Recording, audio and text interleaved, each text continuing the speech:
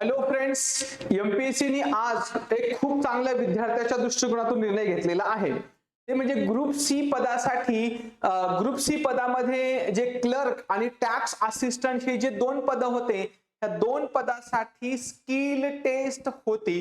ती skill taste रद्द करण्याचा निर्णय आयोगाने घेतलेला आहे. ठीक आहे. ग्रुप सी मध्ये क्लर्क आणि टॅक्स असिस्टंट या दोन पदासाठी जी स्किल टेस्ट होती, ती स्किल टेस्ट आता रद्द करण्यात आलेली आहे. नुकतंच आज नोटिफिकेशन एमपीएससी आलेलं आहे. हे नोटिफिकेशन आहे. ठीक आहे.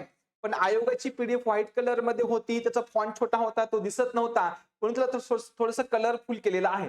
तर हा आजचं नोटिफिकेशन आहे. आयोगाने त्यांची जी काही 24 एप्रिलला 205वी जी बैठक घेतली होती, त्याच्यामध्ये तो निर्णय घेतलेला आहे. आणि मग स्किल टेस्ट आता रद्द झालेली आहे. हा निर्णय कधीपासून लागू होणार आहे? 24 एप्रिल 2026 पासून पुढे तो लागू होणार आहे. याचा अर्थ काय काय आहे? याचा अर्थ या दोन पदासाठी टायपिंग लागणार नाही का? तसं नाही. टायपिंगचं सर्टिफिकेट तुम्हाला लागणारच आहे.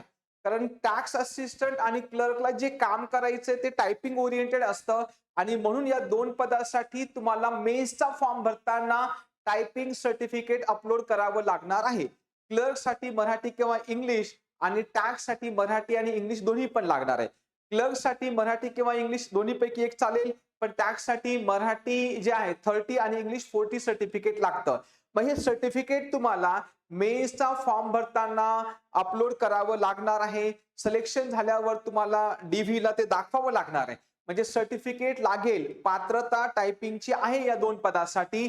फक्त जी स्किल टेस्ट म्हणजे जो परीक्षेचा टप्पा जसं पूर्व, मुख्य आणि स्किल टेस्ट होती, ती स्किल टेस्ट आता रद्द झालेली आहे. कारण त्या स्किल टेस्ट मध्ये खूप तक्रारी होत्या. कारण त्या स्किल टेस्ट घेत असताना त्याच्यामध्ये वेळ खूप जायचा.